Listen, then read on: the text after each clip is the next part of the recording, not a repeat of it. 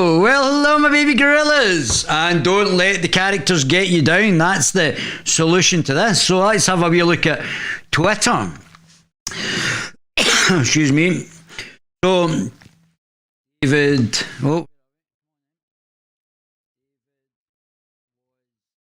Yeah. So, don't forget, Twitter banned me before the presidential elections in America. So they stopped me posting. And now, before the Scottish election, so Twitter from California is now interfering in me being able to post during the Scottish election. So let's have a wee look at this. Funnily enough, coincidentally, just before both elections. Something went wrong, don't fret, let's give it another shot. Yeah. So Paul Hutchins of the Daily Record infamy, and former Herald aficionado, a journalist, he says he is, has got the cheek to talk to me about the fact that I'm not a journalist. And I'm sure all his lies and smears are really a fantastic advertisement for journalism. Ask professional political questions. He smears people, as we'll see probably tomorrow. I think he's got a wee bee in his bonnet about me. They think they can cancel me, and then that's it. That's it going to go away. They think they can say far right and racist and smear me to the Scottish public, and people in Scotland are that stupid and gullible that they're going to buy it. I would suggest that they are not. So let's pop out the chat.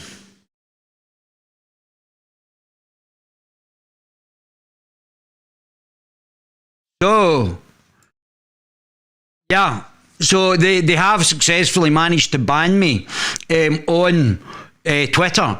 So they're now banning companies, and Paul Hutchins of the Daily Record seems to think that's a good idea.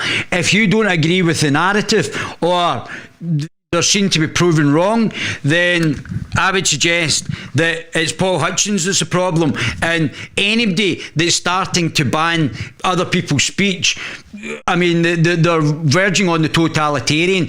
You're allowed to think as long as we tell you what to think. Yeah, they're not the type of people. SNP and the Labour Party and the Greens are not the type of people that I would be voting for if I wanted to secure my rights to be able to speak. And as I've said many times, the Guerilla TV channel are a company, so they're actually banning companies now from Twitter who do not follow their narrative. So if you don't follow the SNP and the woke agenda, the Marxist agenda, then you're going to be banned on the internet. So, I mean, I don't know what you guys think about that. Do you think that's acceptable? Do you think it's okay for Paul Hutchins is going to do another smear piece probably in the paper tomorrow as usual? And that's trying to talk earlier on about with regards to what he's wrote before.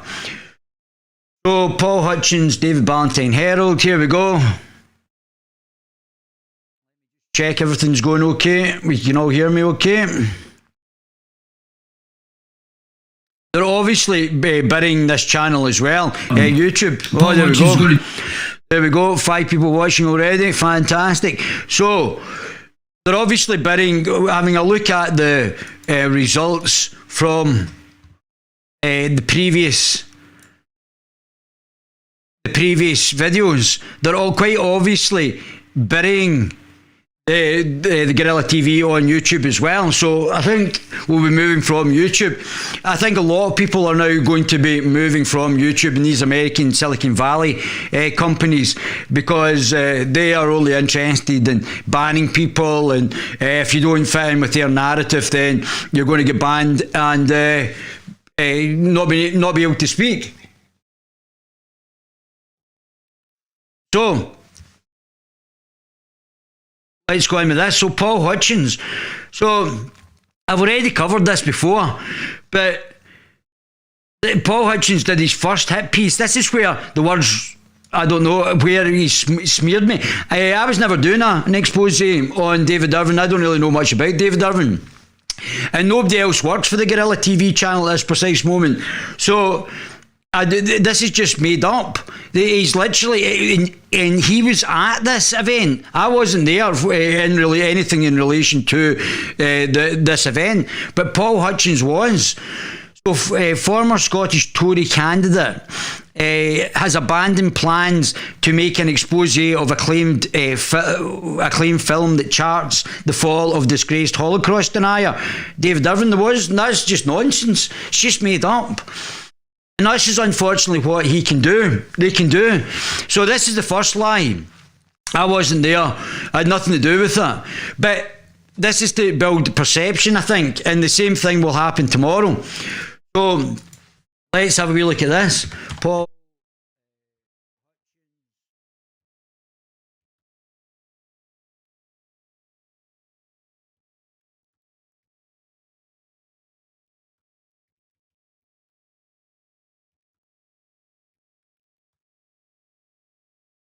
So this is just disgraceful. And this just shows you the type of individual Paul Hutchins. And he's got the cheek to call me a pest. The cheek to call me a pest. And not a journalist. When he's pumping out this absolute garbage. It's garbage, and this guy has got the cheek to comment on anything I do in a journalistic nature. This is what this character is. Harry Styles video nasty as race hate. Now, this is the first time anybody's mentioned race, and I wasn't talking about race anyway. I was talking about a political ideology and a religion.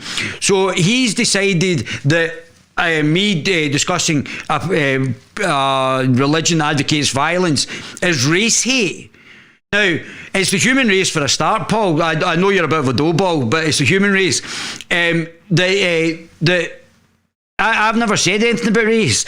So, but this is the first article. This is where Fat Peter Smith got the only place I can see that this has been mentioned in Paul Hutchins' article. Political editor from the Daily Record. Now, this hasn't anything to do with him actually commenting on anything anyway. But as we've seen in France, another individual, a police officer, getting their throat slit by a Muslim Algerian, and now we have seen the moves by generals in France to reclaim France. They've got a horrendous murder record by Muslims murdering French people in France. And we've now got generals, so it's got that bad because people, we gimps, simps for the gimps like Paul Hutchins, wants to ban and thinks that banning me off Twitter or preventing me from speaking is going to fix the problem. The problem is not me, Paul. The problem's already been out there. That has been caused by journalists and periodicals like yours supporting the globalist Islamo-Marxist agenda. So I've not said anything about race. So then obviously Peter Smith came out and started shouting about me being a racist. Now, this is the only place, I don't know if him and Paul Hutchins are actually friends, and this is where he already just read this. But he thought on the back of this article it was okay for him to come out and abuse me and call me a racist and a bully. Which I've never bullied anybody. I've got friends. I was just off my phone yesterday to one of my Muslim friends who I was friends with in Dubai. So, and I certainly don't hate him. He's a lovely fellow. So, this is all by this one guy, Paul Hutchins, and obviously Peter Smith from ITV, but it's obviously some sort of cabal. Instead of, and I think they don't want any competition because I embarrass them because all they can do is smear hit pieces, and I talk about politics, which they don't want to. So this is the first article that he's actually done, and this is the first one. Anything my background apart from this article has nothing referred to race or race hatred or anything like that. Nothing. I've never been. Had any sort of racial problems with anybody in Scotland. There was never been an issue. But this is where this comes from, this one article that this guy Paul Hutchins wrote. So this is where the balls roll from, to the point where Peter Smith is calling me a racist bully, and then they can roll with that on the back of this article. So Paul Hutchins earlier on today is phoning me up, laughing, haha, I heard you get cancelled, which he potentially could have done. It was either them or the SNP, or the SNP, or him or his organisation himself. So they are now involved, actively involved, not only in defending the politicians rather than asking the politicians questions, they're actively involved in the cover-up for politicians by the media instead of holding them to account. That's and anybody else that is holding to account, they're obviously quite happy to do the smear campaign. Yeah, it's 1984. Of course it is, Theresa. Of course it is. That's exactly what it is. We're moving into an authoritarian, neo-Marxist, certainly maybe even a totalitarian system. They tried to do it through the back door with the European Union, where 28 unelected commissioners are dictating a legislation. They're now through the SNP having citizens' assemblies, as far as I'm aware, are not elected. So these will just be appointed citizens' assemblies. So, and you won't have any right with them as well. So I don't know if they're going to have any powers. But these citizens' assemblies might have some ability to bring in legislation that are not elected, not accountable, and that's from the SNP. Games playing out, David. Yeah, that's right. I knew what I was doing right from the start. I've always known what they were up to and what I was doing as well. But the game's not against me, although I've decided to put myself in the firing line. The game's not against me, it's against you. It's you that gets the threat of losing your job. It's you that will be silenced. I won't be silenced. They will not silence me. They will not silence me or beat me. That's just the way it'll go. It's you that they're after. As President Trump said, as we're seeing this playing out with Kamala Harris, who would never have been elected in the United States if it wasn't for Joe Biden being basically the weekend of Bernie's president. So it's you that they're after, not me. And you will either have to stand up or bite the line. That's that. Because you won't be able to bite the hand that feeds you. Never seen any badness on here. Just straight talking. That's anyone's guess. Yeah, mate. It's not about what I say. That's an irrelevance to them. It's what they can smear me as to prevent other people actually even starting to listen. Because if they smear me as a racist and a bully and whatever else, when it's them that are the racist and the bullies as well, then they can put it out, disperse it amongst the media that are all connected, and then people stop listening. So they won't listen to what I'm saying. They will just be affected by the media, who are protecting the political class, and not actually holding the political class to account for their misdeeds. I agree, David. There's never been a racist, only says like his. Yeah, it's nothing to do with that, mate. It's nothing to do with that. It's nothing to do with racism.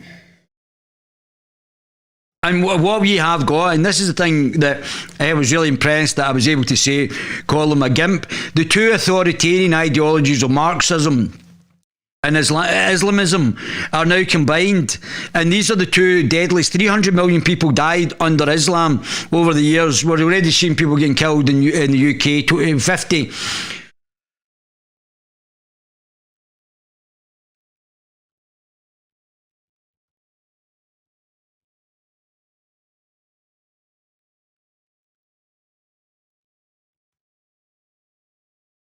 Yeah, so this is only up to July 2015, so that's 6 years ago virtually. So, and we've already had the UK's most senior counter-terrorism police officer has said up to 50 deadly terror attacks have been stopped since 7th of July, 7/7. And the bombing that killed about 20 odd people in the underground, bombing 10 years ago. On the 7th of July 2050, 52 people died when 4 bombs were detonated in London. So, and that's 6 years ago, so they haven't even got updated figures. But they're keep talking about this far right threat. And this gets pretty much memory hold. And then we've got obviously the thing about the teacher in Edinburgh. And then we've also got them bringing in last night, talking about the new anti-racist thing that is completely racist against white people that are going to be the SNP Nicola Sturgeon is bringing in to teach your children. And still saying there's some sort of systemic racism in a country that's 96% ethnically white, if you're calling whiteness white a race. But what they mean by whiteness, and this is the thing as well, they don't mean whiteness as in the skin colour, they mean liberal democracies. And blackness is non-liberal democracy. That's what, as Marxists, they are against liberal democracies. So it's the far left and the Islamists versus people who want a liberal democracy and free speech. So to call liberal democracies whiteness and to call things that are illiberal blackness, I think is what they would describe as racist. It doesn't matter about the colour of your skin. If you're somebody who is of an African origin but believe in liberal democracies and freedom, then you've absorbed this whiteness, which just means you're into liberal democracies and freedom. Like me, as you know, I'm a liberal, which they describe as far right, which Paul Hutchins has described me as far right. So liberal democracies and centrist libertarian liberals are now the far right. So where does that put Paul Hutchins on the political compass? Where does that put them on the political compass if I'm, as a centrist, far right?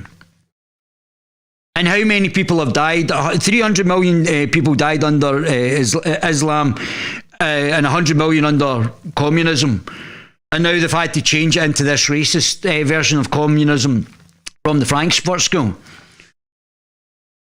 And they'll smear, try and destroy people's lives, anybody who doesn't toe the line. And this is what they'll do with me. As you can see, I've proved they're banning me. You can take my word that they banned me during the Trump election as well on Twitter. They've already banned me on Facebook, which Paul Hutchins couldn't get there. I've been taken down, my profile's been taken down on LinkedIn as well, at the same time as Facebook, so it looks like it was coordinated. So Silicon Valley are interfering in British politics. Probably for the growth, I would presume, because of, obviously, you guys know I'm very understanding, for the globalists.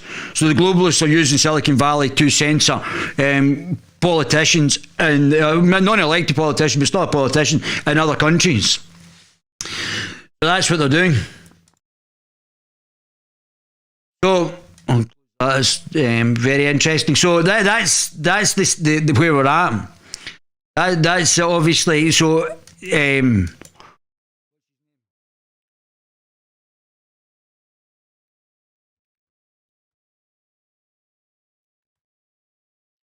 Dorsey is now interfering in Scottish politics from California, and certainly not protecting the First Amendment's rights of people in other countries now.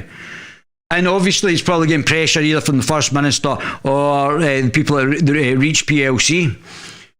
We might have to do a deep dig into who they are. So I'll keep this up. Was there anything on this that I wanted to show you guys? Oh, yeah, there we have Nicola Sturgeon not being sexist at all. Things for women. Today we're campaigning on the commitments we are making at this election to improve things for women. I'm certainly, there's nobody that's going to love women more than me. I am a massive women fan. But to have sections in your manifesto that's just for women, which is completely acceptable, but nothing for men, nothing about their health, and obviously women have got fathers, sons and husbands as well, but just shows you where Nicola Sturgeon's at on the I'm not sexist at all. So sections for women but none for men, and suck it up, guys. In Scotland, setting up a a women's business centre. We want to see more women, particularly as we come out of the pandemic. If any women wanted to work with me in business, I would help them.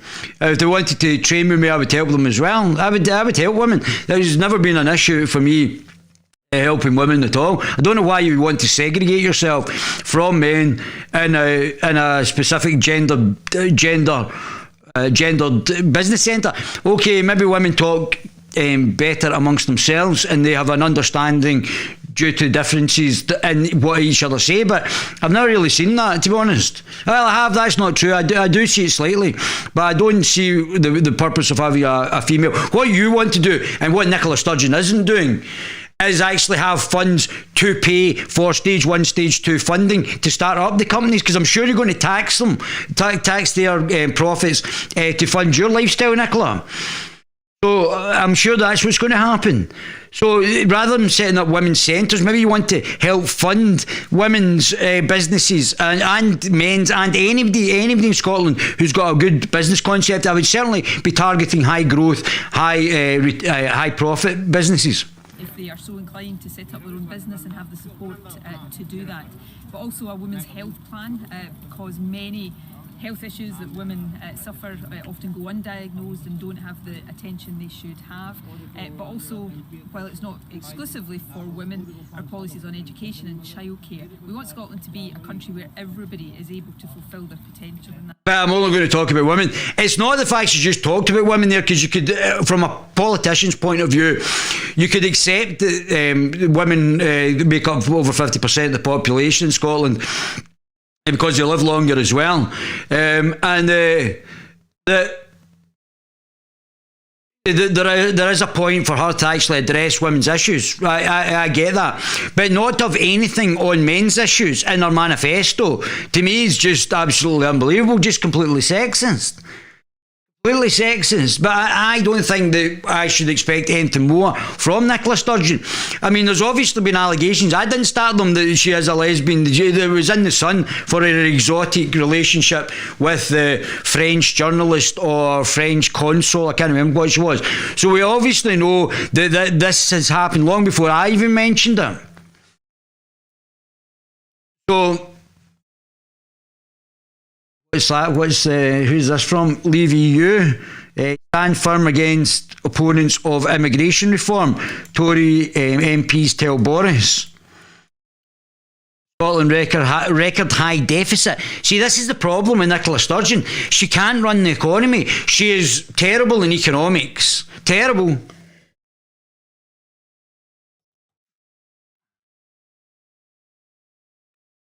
And we're getting record high deficits in the economy because our government state is too big and our private sector is too small.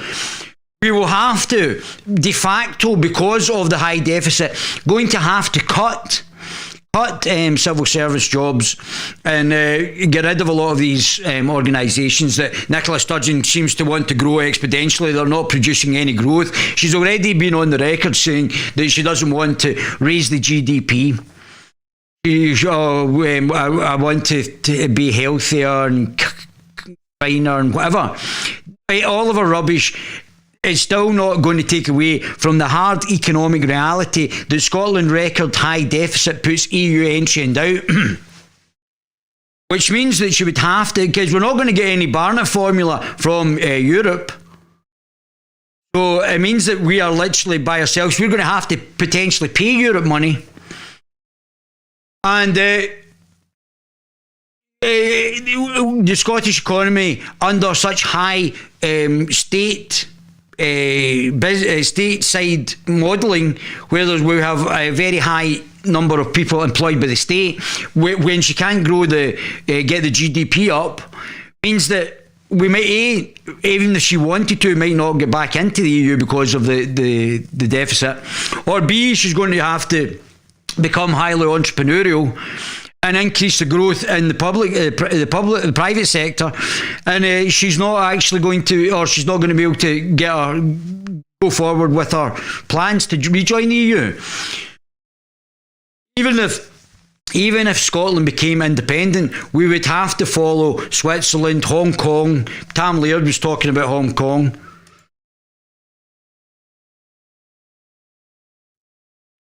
Scottish Libertarian Party.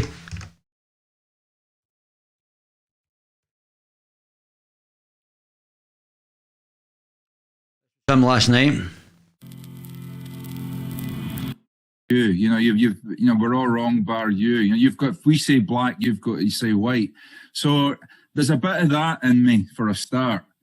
So I was never shy about having an unpopular viewpoint. I mean, try being a kid of about 11 years old in a classroom in the west of Scotland at a Catholic school and saying that you support Margaret Thatcher in a room, you know, in an absolute school full of like minors' sons and, you know, grandsons. Believe me, that was no picnic. So I've always been used to having an unpopular point of view. I was, for my sins, way back in the SNP for some time, because I believed at that time that they believed in independence. Nothing could be further from the truth. That's been exposed through time. So when I binned the SNP, well, way back in the 90s, I've been politically agnostic for a long time. My attitude was no political party represents me and my point of view. Yeah, and I felt very much the same as well as Tam did there. I didn't feel, although I was in political parties before, I didn't feel that they represented me either. And obviously I've left Tam's the party that Tam's the leader of, and because I'm more of a centrist. But I would still support the Scottish Libertarian Party as the only choice just now that's out there for actual libertarians, a proper choice for libertarians. So I would still support Tam, and I will be voting for Tam in both the regional and the constituency list in Edinburgh. And whoever I vote for, I end up with the government. And the government will tax me, and the government will make laws that I don't agree with, and it will enforce them on me.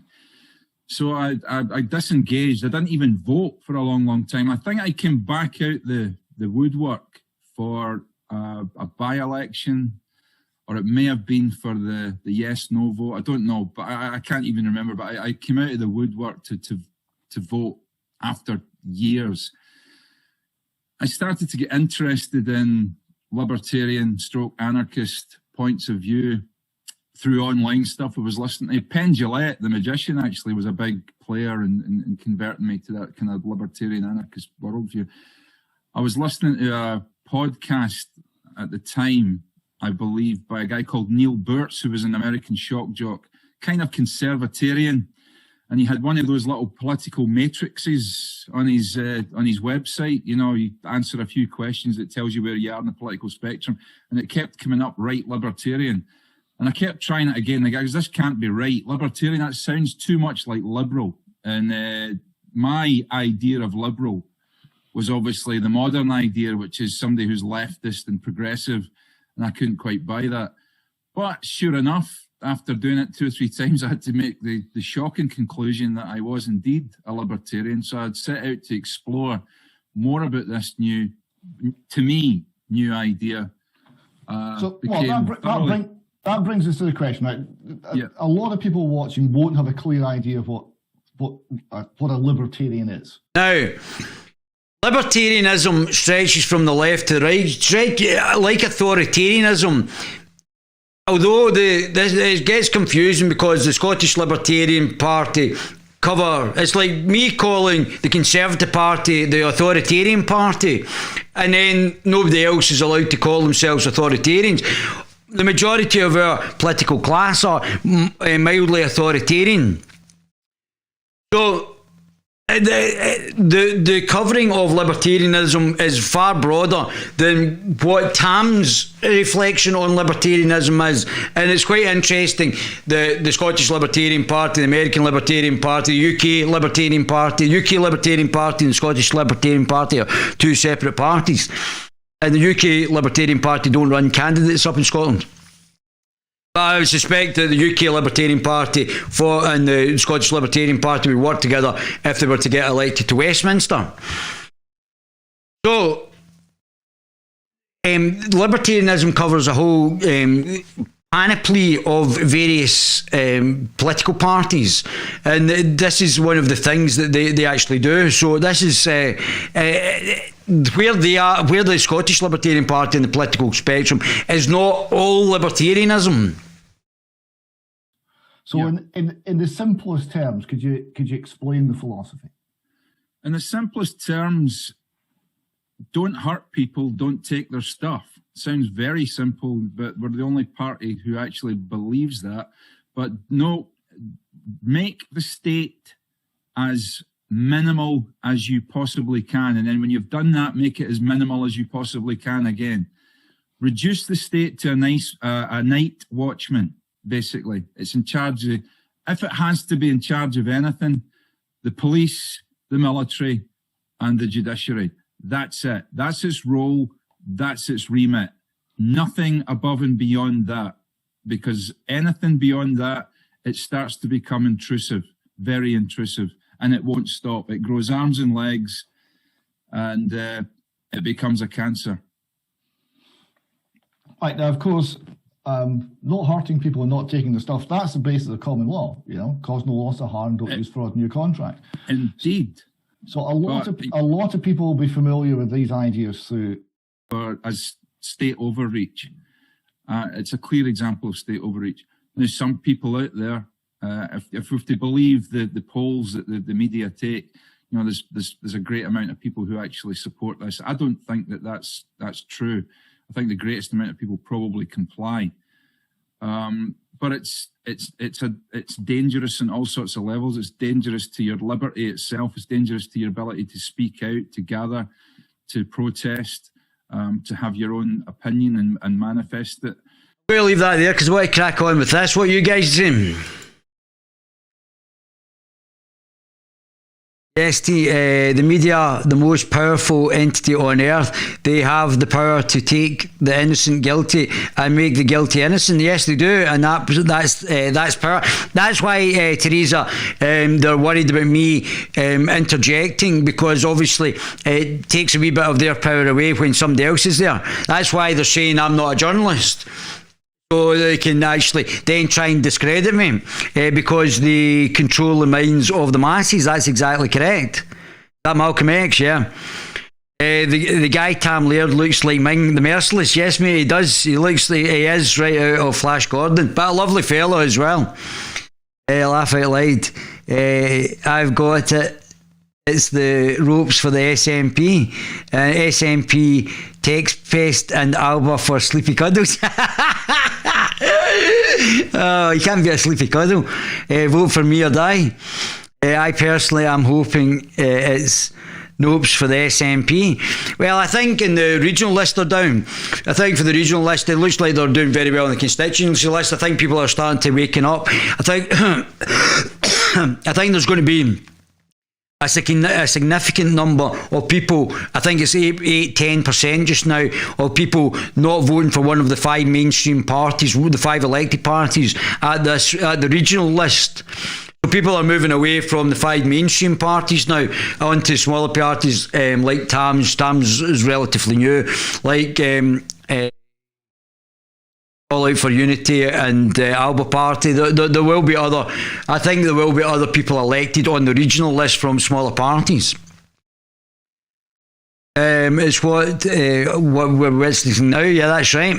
But you have the power to make a change, and it's up to you. When you go in the ballot station, don't vote for the five main parties. Vote for one of the smaller parties. You have the power is in your hands to change it. You have the ability to move away and convince other people to move away as well. The people in power don't have a fundamental right to be in power, especially not in a democracy, which we still have, thank goodness, just now.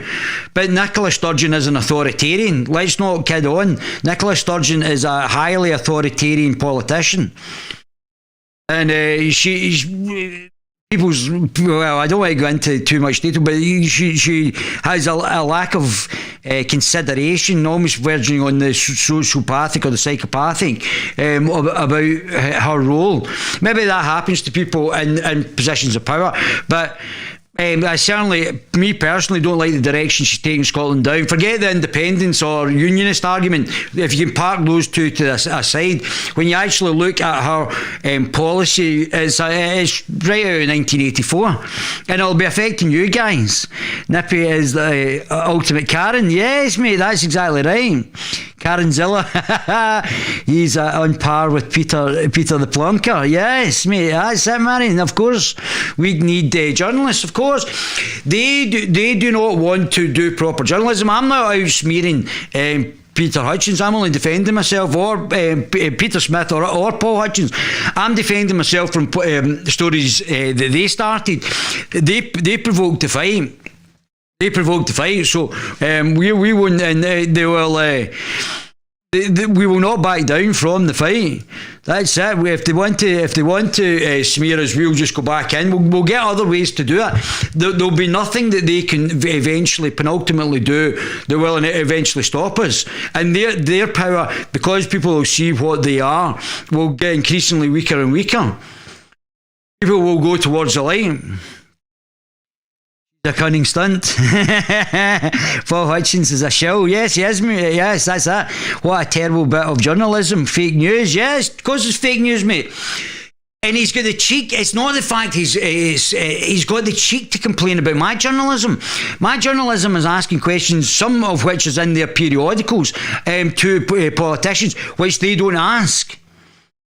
They don't ask them. They're quite happy to slip under the radar and not actually ask the difficult questions. Very weak, and attack the little guy. That's what they do best, smear and attack the little guy. And I don't mind it being me. I don't care about that, but it could be you one day. Could be you. While they're pointing the guns at me, I'm taking the guns away from you. So that's not a problem to me. Well, Davey, you must be doing something right. They see you as a threat. Yes, they do. Of course they do. Of course they do. I mean, if I'm getting cancelled live on the BBC with Fat Andy Neil, who is, I would say, probably one of the best journalists in the UK as a whole, I'll give him his credit, and Nigel Farage, and for something I've managed to say that's put the whole issue out there, I'm obviously intelligent enough to be able to do that. So they obviously know that I know what I'm talking about, and they're playing the man, not the ball. That's what they're doing. They're playing the man, not the ball. So if you see me as a serial killer, which I've not killed anybody, just for the record, or any other smear, just remember, we need time to actually analyse it. And happy Ramadan. And I was wishing my Muslim friend happy Ramadan there. He's fasting. And how you doing, Mr. McHale? Are you well? Good to see you. Hi there. So what they're doing is playing the man, not the ball. So what they're trying to do is destroy me, reduce my ability to have an income. This is not new to me. Trust me when I say this. They've been doing this for a number of years, including what happened to me in Dubai. And they are playing the man, not the ball. And now I've shone a light on the journalists as well, who are protecting the political class. And only you, through being evangelical and going out and speaking to people, speak to people nicely, but go out and speak to people and try and steer them away from the five main parties just now in the Scottish Parliament, especially in the regional vote. Even Georgie Porgy, who's a communist, which he's a Marxist communist. I would take Georgie Porgy in the Parliament if there wasn't too many of them. There's another woman from Edinburgh who spoke very well. She's a lawyer. Charlotte, I think her name is. And that man was not allowed. That man is not allowed in my pub. That's it, mate. That's it. That's it. I mean, they've started cancelling us. So, I mean, it will be, then it'll get petty and we'll cancel them. And that's how it all play out. They'll get cancelled and we'll get cancelled. So it'll be it's a bad situation. And they're also wanting to deprive you of your freedom of speech as well. So, That was amazing. Would Chuck Stammer out my puppet? I want to get that on my t-shirt. Get my pub. But Stammer's a multi-millionaire and part of the globalist cabal. He was on the Trilateral Commission with Jeffrey Epstein. We already know all this. This is historical fact. So let's go to this. So we're on page 42. Let's get in about this before I take till tomorrow to actually get reading this. We're the first government to commit to dualling both the A9 and A96 and remain committed to completing both programmes, ensuring the road network between all Scottish cities is a dual carriageway standard. This should be seen within context of our commitment to reduce car kilometres by 20% by 2030. So we're going to build better roads to have less cars on them, all right, okay. What happens if the cars are coming from England? What happens in that situation? Or the continent being rejoining the EU? How does that work? We'll deliver the short, medium and long-term solutions required at the rest and be thankful, moving as quickly as possible to deliver the preferred new route. The A82 is a key artery linking the West Highlands. We are making progress in upgrading the road. And will make further progress in the next Parliament based upon more up-to-date engineering assessments. We have a wide range of proposed road building projects as part of a balanced transport policy and will make progress on them in line with our climate change and financial constraints. We will explore the potential to build more fixed links to islands and remote, such as a potential bridge from Gourock to Dunoon, which I think is a good idea as well. That would certainly make the islands far more integrated into the mainland as well, give the people on the islands a greater opportunity to travel. Also, it would make tourism a lot easier if you can just drive over. The work in the islands community to reduce reliance on ferries. Aviation global. The aviation industry faces one of the longest recovery periods from the pandemic. We work with the aviation sector in Scotland to help recover, rebuild connectivity for businesses and tourism once we are able to safely lift travel restrictions. We will continue our work to pilot low or zero emissions planes between Scotland's islands.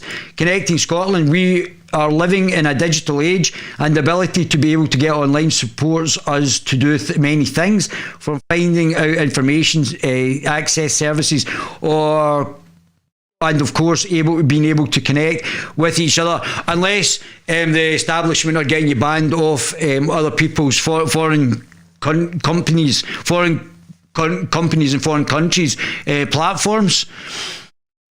That is, Jack Dorsey has not came and done that by himself or anybody at Twitter.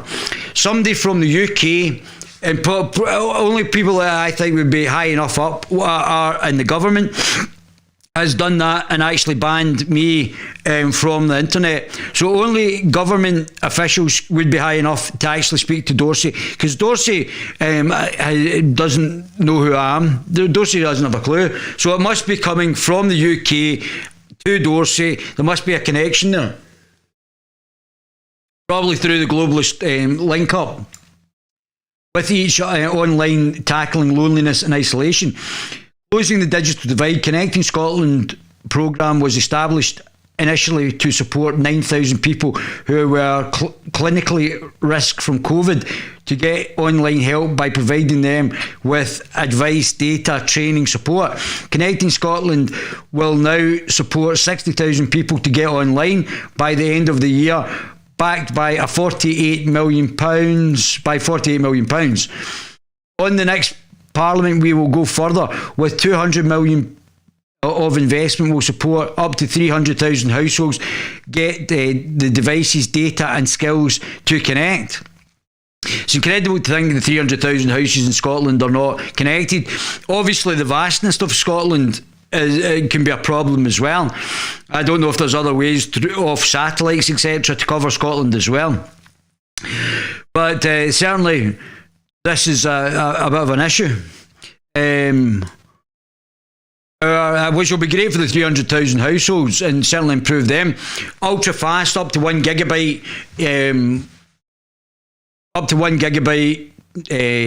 internet is coming soon as well. So the speed and the availability of that is going to be absolutely massive, and that in itself will help grow businesses in the remote areas in Scotland, and also it would allow people to be able to function from the internet. Can you imagine having a business in the Highlands and you can't actually get high speed internet? That's a major issue to retain younger people in these communities. Our £579 million pounds investment in the expansion of superfast broadband means every house, home and business in South and Central Scotland will have access. So that again, like London, this is a pull to the Central Belt and the south of Scotland. This means that basically the what do you call it, M8. And this is where the pool from Glasgow to Edinburgh, the pool is going to be maybe up to Dundee and potentially up to Aberdeen. But these are the pull factors because of even just something as simple as high speed broadband. It would be impractical for me as an entrepreneur to put my business in the north of Scotland. Not that I wouldn't do it because I love the north of Scotland. But if they don't have access to high-speed internet, that could very much limit my desire to actually put businesses in more remote communities. Also, access to populations. So these are two factors as well. So even potentially building cities in the northwest, yeah. That's certainly something that would potentially have to be looked at as well. They would have easier connectivity. Though the Scottish Broadband Voucher Scheme, we provide funding of up to £5,000 to help homes and businesses to obtain. What do we? Scottish Broadband Voucher Scheme, we will provide funding of up to £5,000 to help homes and businesses obtain superfast broadband in areas providers may not ordinarily go to, ensuring that everyone can access the benefit from the world leading digital capacity. But that's all well and good, but they have to be able to get it to, there's like hubs of things that they then spike out various leads for the high superfast broadband. So I don't know if every hub in Scotland is now connected to superfast broadband. By the end of 2022, 16 new subsea fibre cables have been laid in Scottish Islands. We will use this to support the creation of Gigabyte Island, with full 5G services and connectivity from mobile providers, testing the concept on 8 islands in 4 local authority areas. We expect Scotland to get its fair share of UK government's £5 billion investments from gigabyte capacity. We will press for £300 million of this to ensure to enable Scotland to reach 85% gigabyte capacity capability by 2025. We will update planning and building regulations and rules so that digital connectivity is treated as an essential utility like energy and water, and is standard in all new house developments in the future. We will extend the current 10-year rate relief of new fibre broadband investment for a further 5 years.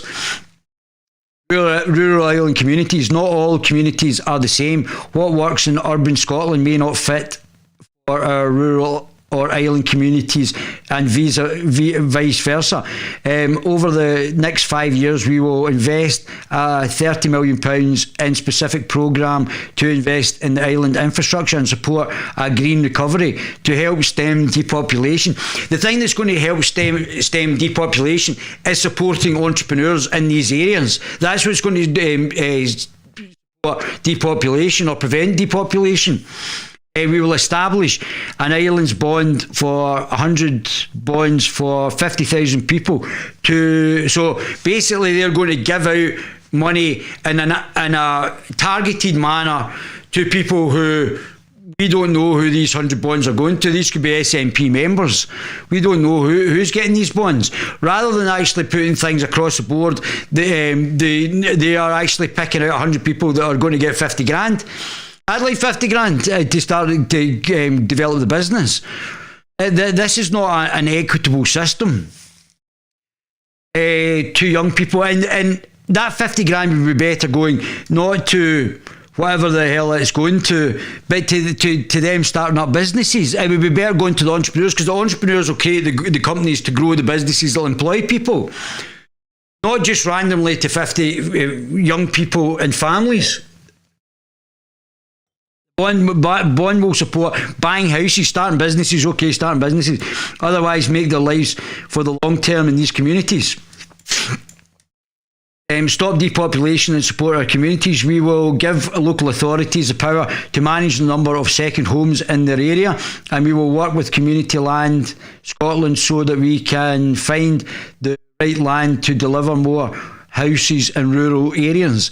We will deliver an island connectivity plan to replace the current ferries plan the current ferries plan that we haven't delivered. Ferries and fixed links and connect the onward travel. In Parliament, on top of the 11 already built, we will invest 25 million to install at least 39 masts to provide mobile coverage in remote and island communities. To provide more employment opportunities, we will deliver island-focused activity through the Young Persons Guarantee, green and nature-based skills activity to create more nature and land-based jobs on islands and support more island-based small and micro businesses to deliver training. Right to food. The right to food is fundamental. We will enshrine that right. So we're enshrining the right to food, are we? Why don't you just enshrine the right to actually develop businesses? And that's what's going to help develop the economy. And people won't have to be dependent on the state to enshrine the right to food as cornerstone of being the good food nation or the good food nation. Oh my goodness, it sounds like a cookery challenge, doesn't it? The good nation.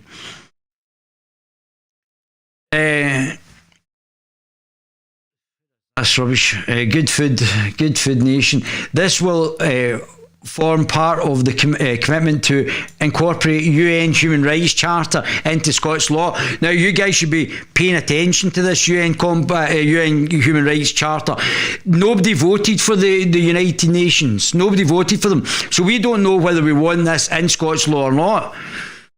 And I've been told that the SNP are trying to bring in the back door,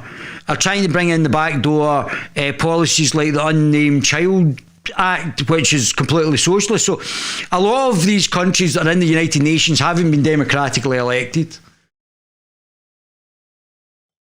They haven't got any background in human rights. And yet they're able to make UN compact chapters, just like the technocracy in the EU, where 20 unelected commissioners are dictating the legislation. Nicola Sturgeon has farmed out the responsibility to governments that we never elected to bring in legislation that we never voted for, and we don't actually have an understanding of what's in the legislation. I would be very concerned. Scotland has one of the world's best nature ladders, but we do not always eat well, and obesity is a significant problem. We have seen during the pandemic challenges that can be caused with strong links between diet and severe COVID infections and fatalities. So basically, people who are fat that don't train are more susceptible. So we know that as well. So I'm going to tell you the secret here, so that I'm on the record. From a dietary point of view, for women, it's 150 grams of protein, such as chicken, and 150 grams of sweet potato 6 times a day. By eating every 2 hours, it increases the metabolism. For a man, it's 200 grams of protein, such as chicken, and 200 grams of sweet potato, 6 times a day. You want to walk the fastest you can walk. The actual formula, or you can do light cycling, or but you want to keep your pulse rate steady. It's your pulse rate that you have to keep at a steady rate.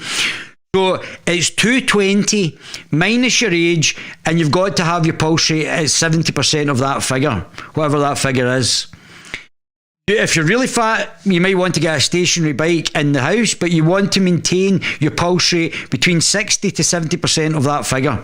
So between 220 minus your age, you want to keep your pulse rate between 60 to 70% of whatever that figure is relative to you. So you want to be in 6 times a day and keep your pulse rate in a constant while you're exercising for 45 minutes. Your pulse rate has to be between those two figures, preferably closer to the 70% mark. And you might want to lift weights, because by lifting weights, you'll improve your muscle density, which will also increase the ability to burn calories. Also make you look better, because you'll have better shaped underlying muscle bellies. Make you look better as well. You want to train with weights 4 times a week, or 8 times in a 14-day period. So roughly once every 2 days. But you want to exercise, do the cardio every day. And if you're really fat, you probably want to do it twice a day. So once in the morning, 45 minutes, once at night, and you want to maintain that. So that's the formula. So I've now given you the formula for you actually to lose weight. All you need to do is follow that formula, and that should be replicated in children's diets when they're at school as well. So that's the formula. As many as you like, John. 100, how many calories do you burn having you guys, as many as you do. As many as you like, John.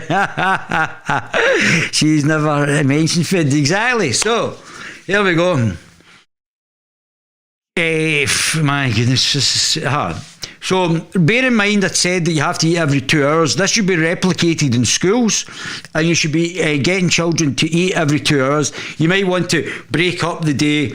Instead of having like an hour for play at lunchtime, maybe have a series of half hours or 20 minutes to break up the day every 2 hours.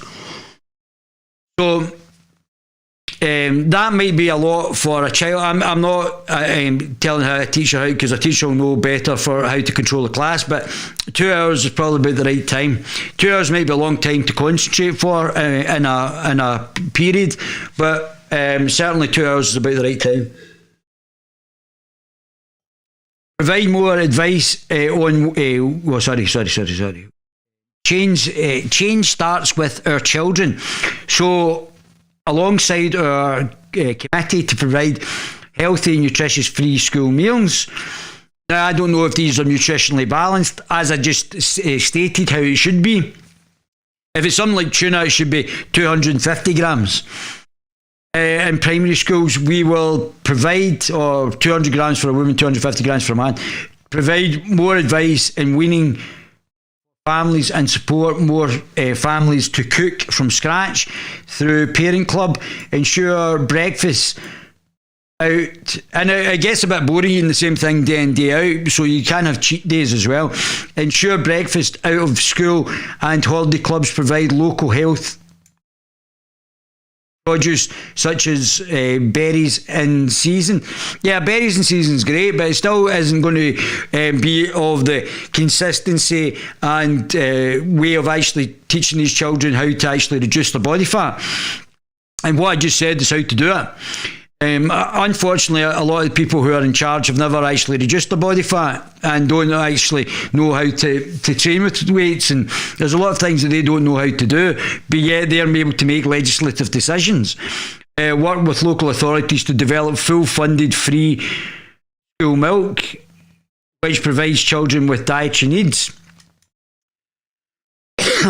We want to encourage the use of sustainable local produce. We would therefore produce a local food strategy with support local-based production and circular supply chains, cutting food mileage, enabling more people to enjoy food. Encourage every authority to be part of Food for Life programme so that more of the food they provide for children and older people is locally produced and sourced and healthy. Increase the use of healthy Scottish produced and explore how to embed a Food for Life approach to in the new National Care Service and in the NHS, in prisons, in further and higher education. Work with food retailers to further more Scottish produce and fresh health produce and support growth of local food farms. Sounds like the Soviet Union. And renovate pop-up and retail outlets, starting with the disadvantaged city areas, to bring fresh and affordable produce closer to where people live and work. Work with the out-of-home food industry to make produce healthier, revamping the approach to children's menus and moving to better food labelling information on menus. Work with the public agencies to make more land available for community markets and orchards and allotments. Yeah, well, okay.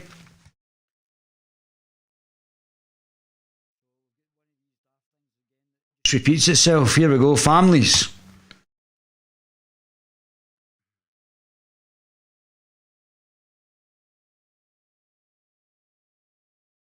The SNP Manifesto, what we're doing for families. Our ambition is for Scotland to be the best place in the world to grow up. To do this, supporting families to give their children the very best in life.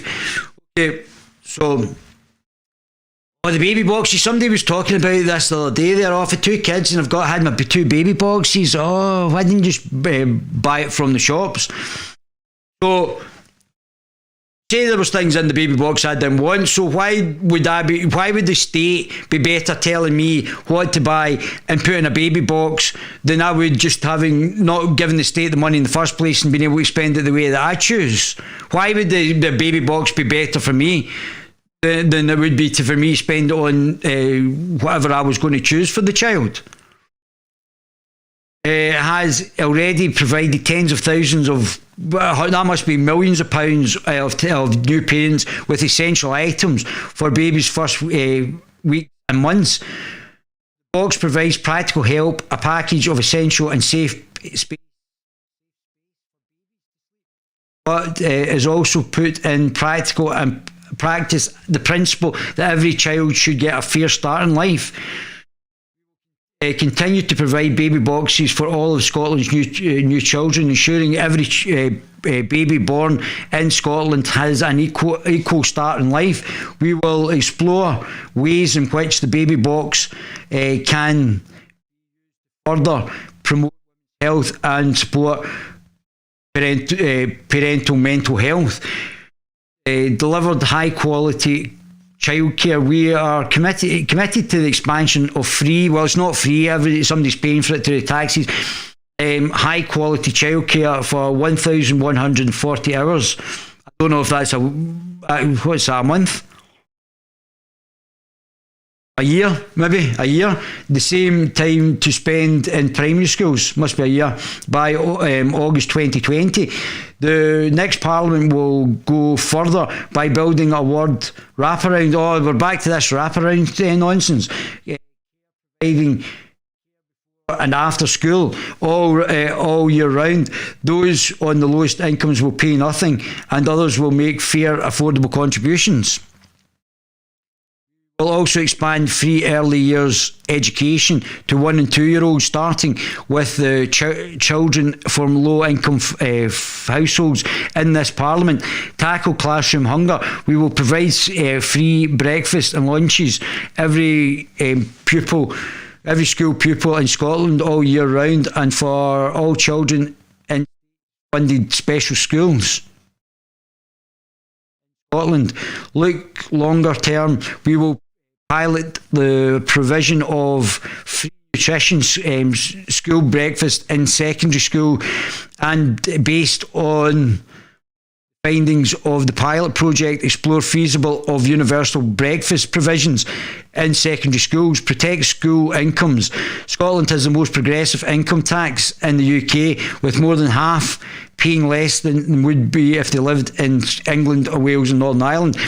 By asking those who earn the most to pay a little bit more, that again, it then goes to then taxing the rich. And it's not, why would, if I was rich and successful, why would I go to a place that requires me to pay more tax? Why would I not just go to a tax haven?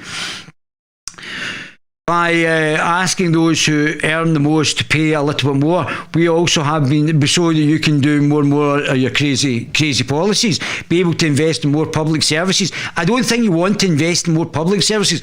I think you want to create more wealth and jobs by investing more in the private sector.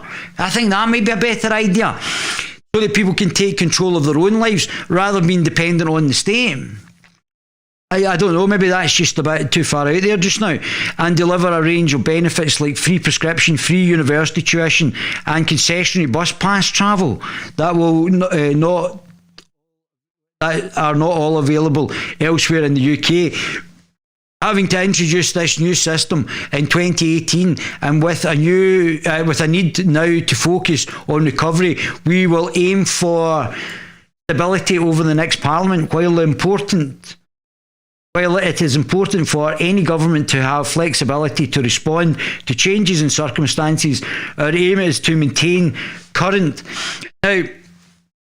income tax rates for the duration of the Parliament and increase thresholds by maximum of inflation. Now, I've spent a number of hours reading this already, and I'm only up to page, I don't know what I'm up to page. Don't have a clue. I've spent a number of hours reading this. 21 political parties. Their manifestos have just been launched within the month, maybe a couple of months. Maybe I'm going to give some of them because they may come back to me and say, David, ours was launched 2 months ago. Fair enough if these stay the same. But how would your average Joe who's got a family and has got commitments be able to plough through 21 manifestos to get into the minutiae of what is actually being provided here, to actually then be able to find out who would be the best person or the best political party to vote for? You would have to be going on quasi-gut feelings. This is why in the democracy the people are voting for the same party over and over again, because they don't actually go in. And as you've seen, it's taken me a period of time. A lot of this stuff is repeated in these manifestos. It's taken a lot of time. Okay, I've been talking to you guys, but it's taken me a number of hours to actually go through this. Okay, I've got dyslexia as well. But how could your average man and woman on the street be able to go through every manifesto of the 20-odd political parties to find out what they're actually offering, to find out which would be the most applicable one for them to actually vote for? I mean, really? Making people reliant on the government handouts. That's exactly what they're doing, Marion. They are trying to make you serfs. Anybody like me giving a different opinion is they are deliberately silencing, smearing, doing whatever they can do, the worst things possible, destroying their income, stopping them from making an income, and just being all round very nasty. So that they can get you more and more dependent on the state, so that you are basically in their pockets, whether it's through government jobs that they can then cancel or whatever they do. This is an extreme left manifesto, and it's giving you bribes. Basically, this is the things that we said we're going to do. If we don't do them, well, you know, it's not the bit. This is basically a bribe. They could just say, "Oh, we're going to make everybody in Scotland a millionaire." How are you going to do that? We've got certain ways that we're going to do it. We'll go into that once we're in government.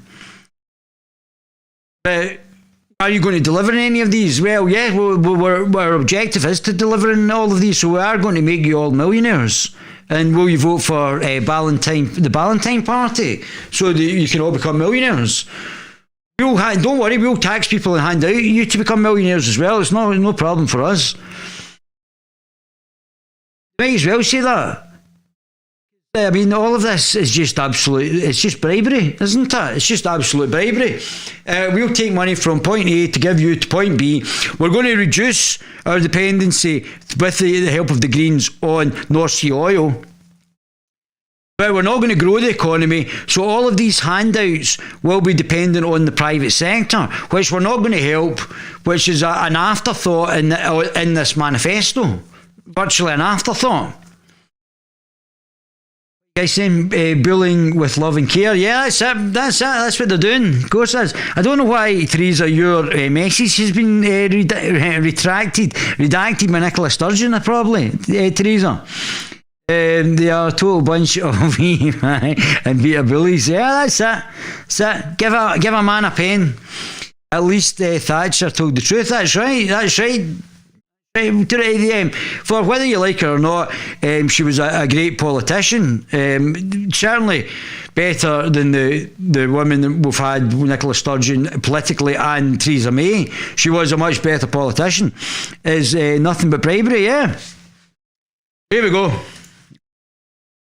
So, we will double the plan to invest in the parental employment support scheme to £50 million in the next 2 years to help improve employment chances and support parents into good secure jobs, probably in the public sector.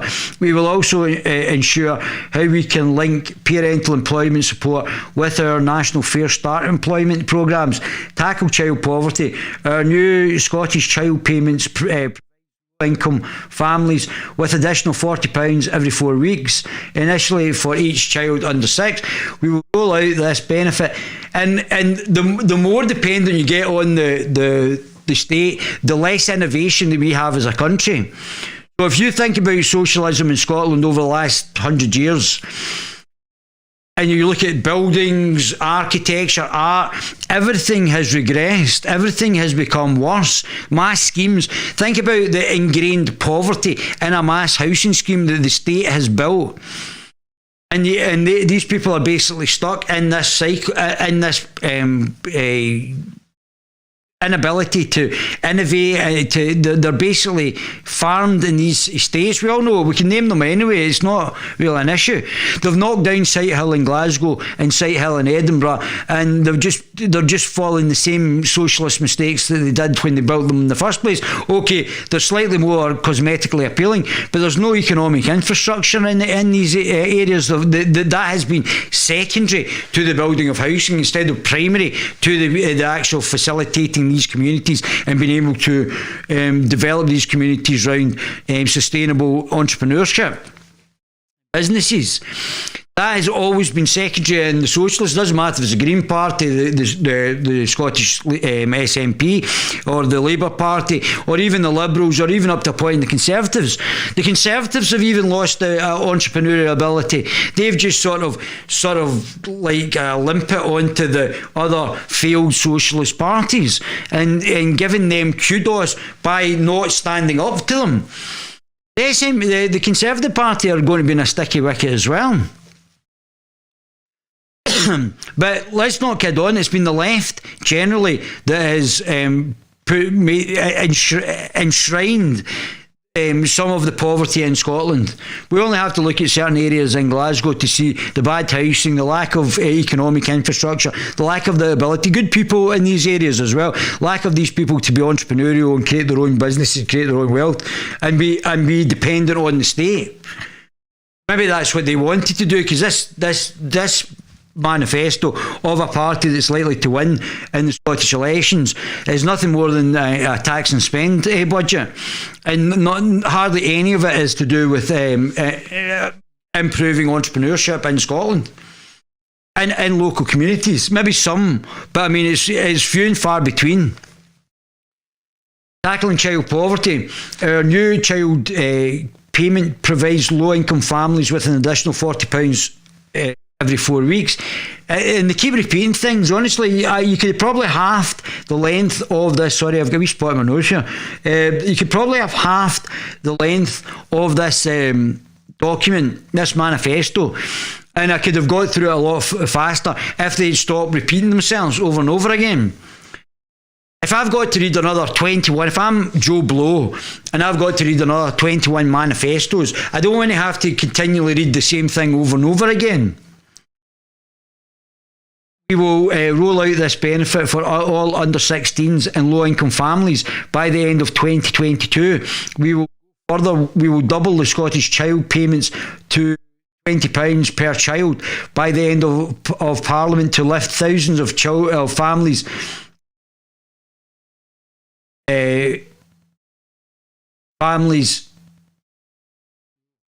by the end of 2022. We will go further. We will double the child £20 per child by the end of Parliament to lift thousands of families and children out of poverty. Bridge the gap until the child payment is fully rolled out. We will provide a cash grant of £520 paid across quarterly instalments for every family with children in receipt of free school meals until school rollout payments is complete. So the negative income tax would have saved all of this bureaucracy and would have allowed children on low wages or parents on low incomes to have a better life if they had implemented the negative income tax. And this would stop all this, here's a wee bit of benefit here and we'll put this wee bit of benefit. If you had a negative income tax and allowed the poorest to get more money and scaled it down so that once people were on medium and high incomes they didn't get any benefits, then that would alleviate a lot of this stuff that they have to do. That's here's a wee bit here and here's. It's all of this is just money. If they give the money on a fair and equitable basis across the society, then they're not going to have to do this. They're not going to have all these wee daft grants and set up the bureaucracy to implement all these wee daft grants. So that it would make it a lot more streamlined, and it would just allow every family to be touched by the negative income tax, and it would streamline everything. But yet they don't have the ability to do that. They don't have the cognitive joined up political ability to do that. I'm not saying that the people in Parliament are per se stupid. I'm not saying that at all. But I'm saying that maybe they don't have political gravitas and depth. If I'm a great footballer, it's not going to make me a great basketball player, is it? Provide safe places to play. We will deliver a programme of activities for children and young people over the summer, backed by £20 million to help them socialise, play and reconnect. Oh, fantastic. Another £20 million, is it? Oh, well, that's great. Renew every park in Scotland so that children have access to quality play in their community. Ensure NHS works for everyone. We will increase frontline NHS spending by at least 20% to support the renew of NHS as it recovers from COVID-19. This will increase funding of frontline services to £2.5 billion. We will ensure community health services receive half of the NHS frontline spending. We will protect free eye exams and free prescriptions in Scotland, saving people almost £22 and £9.35 we will per item respectively, compared to England, know that having the support of loved ones during hospital treatments can improve health outcomes for children and young people. Building on the success of neonatal expense funds will introduce a young patients family fund to support families visiting children who are receiving inpatient care. Support our young people. We will support our we'll support our young people as they make the transition into adulthood. We will provide free bus travel to anyone under the age of 22. We will help young people get to work, college or universities, to see family and friends. We will ensure no one under the age of 22 pays council tax, savings young people starting out in life around £750 a year on the average Band B property. We want all Scotland's leavers, regardless of background, to have the opportunity to achieve their full potential in the next chapter of their lives. Learning from New Zealand. Now, New Zealand is now leaving the nations like Canada and Australia and Britain and America, and siding with the CCP in Canada. I think that speaks a lot about Horsey Face and where she stands in the political spectrum. I would say to my New Zealand friends, you never give a socialist your firearms, regardless of what the circumstances. You never give a socialist or the left your firearms. Never. Under no circumstances will introduce the school leavers toolkit to equip school leavers with practical skills for life, such as financial literacy, budgeting, information on how to exercise their full civic and democratic rights. Right, guys, I've spent about an hour and 50 minutes on this. I'm going to get back to this tomorrow. Oh, is there 2 pages? Oh no, there's... What have we got? So on business, I wish I would do business, but I can't be bothered. Let's have a wee look at this, what it says here. Economy that works. Scotland faces the twin shock of COVID-19 and Brexit. Brexit could be an opportunity, but unfortunately Nicola Sturgeon's a globalist shill and doesn't want to do anything with Brexit. These shocks, and she wants to rejoin. We'll set up a party that will remove. We will, if we get a majority, we'll leave. Will continue to have a huge impact on our economy, jobs and livelihood. The challenge and opportunities presented by the climate change and the digital economy remains as large as ever. And through all of this, the need to remain globally competitive and is hugely important. This is why we are committed to laser-like focus on economy recovery, investing in entrepreneurship as well. I've not seen anything. I don't know. We'll still get to business, but I've seen very little. And as an entrepreneur, I've not received a penny of any sort of funding, grafts. In fact, I'm getting harassed by other journalists to prevent me being entrepreneurial. So I don't see how you're actually doing that. Infrastructure and technology and creating goods, new and technology and creating goods, new and green jobs. This cannot mean simply going back to the way things were. I don't know how things were. Recovery, so we've had the flu-like virus, and now you're telling us that we can't go back to the way things were.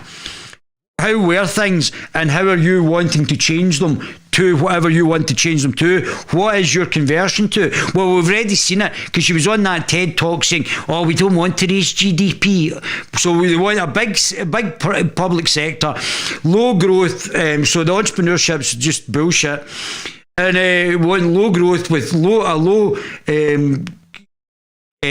private sector, feeding this huge public sector with increasing debt of the country till we eventually go bankrupt by mismanagement of the left in Scotland. So that's what's going to happen. This cannot mean simply going back to the way things were. Recovery must have sustainability, well-being. See, this is what she's talking about: sustainability, well-being, and fair work built in from the outset. All right. As an entrepreneur, what I want to do is increase growth of my business and maximise the return for the shareholders. That then grows wealth for everybody, including the government, who seems to just be a tax and spend government.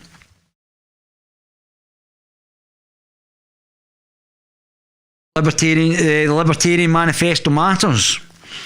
I'll try. I mean, we're running out of time. I mean, I've got 30 days. So I think the vote's on the 4th. 1, 2, 3, 4, 5, 6 days. So I might step it up to two days, and then we'll see if we can get in the Libertarian Manifesto. We're up to business. But I mean, this is taking so long to actually go through. And all it is like a tax and spend budget. It's unbelievable. And I mean, I've not even touched on Labour. I've not even touched on the Conservatives. I've not touched the Conservatives. I've spent a long time going through this one manifesto. Hours and hours going through this one manifesto. And not covered the others. Building an army of relying people on the government. Yeah, that's exactly what it is, John. SNP will have done a horrible, evil lot. It's not just they're building a huge government. It's also the way that they're actually getting money is by increasing the debt. If we were completely independent outside the EU, we would not be able to have such a large civil service. We would have to increase the growth in the private sector.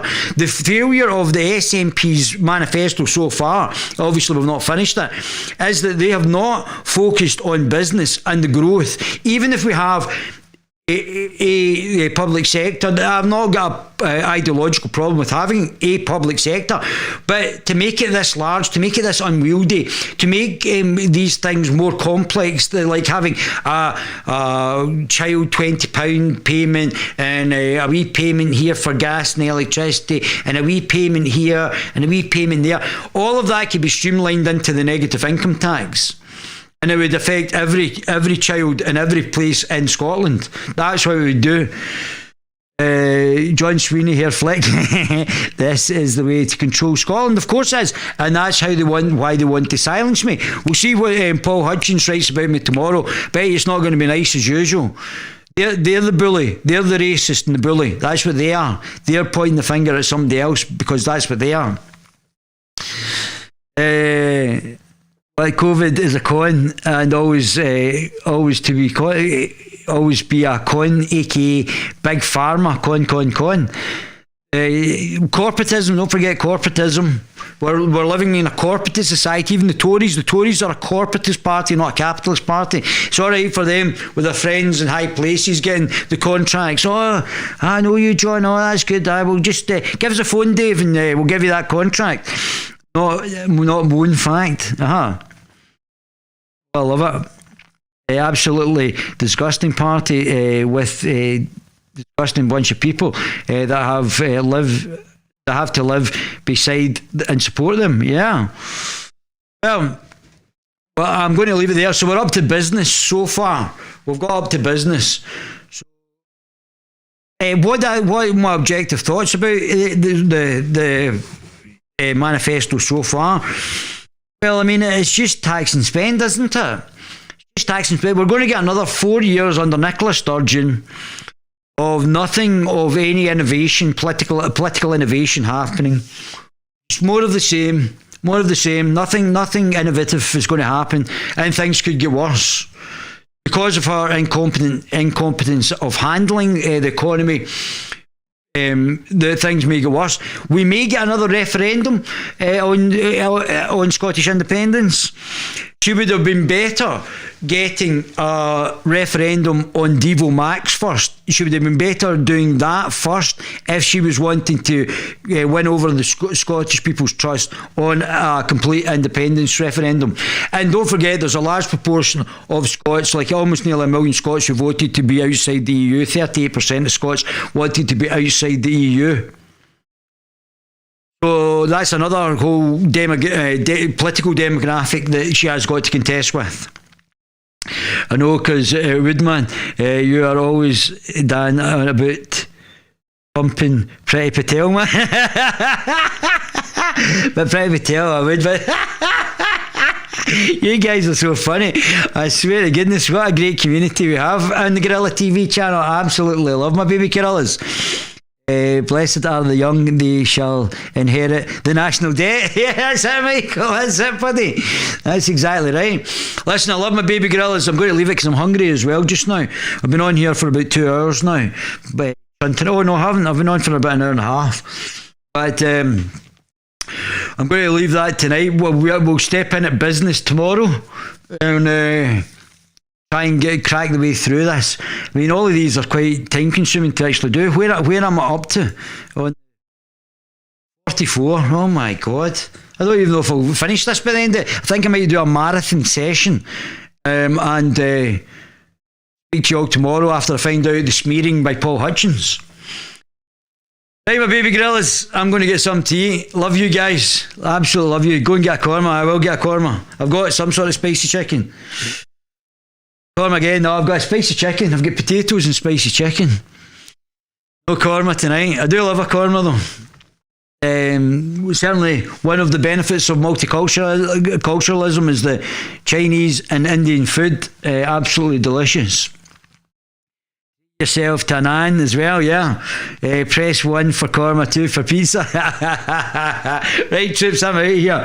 Have a good night. And don't buy the Daily Record. In fact, I was going to say buy the Daily Record and see what they said. Just get it online. You'll see the smearing. I'll go over it tomorrow anyway. See what wee Polly Hutchins, that face boy, is saying. He's a cheeky wee nan. He is a cheeky wee nan. No, I would like a good garlic nan. Right, sports fans, I'm out of here.